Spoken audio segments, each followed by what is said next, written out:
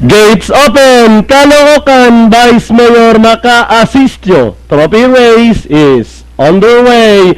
Crystal's Beauty draws for your lead. Gawang Pinoy moving up to take second, and moving up by the rail is the favorite Raon to take third as they race towards the 900. Crystal's Beauty leading the field by about 2.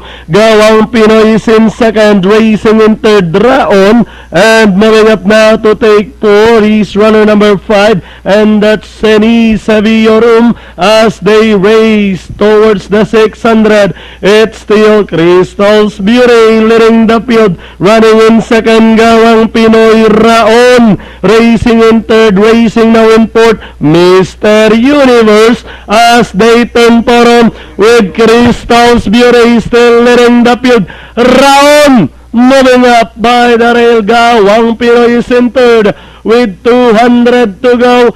Crystal's Beauty still leading the field. Raon remains in second. Mr. Universe, Gawang Pinoy with 75 meters.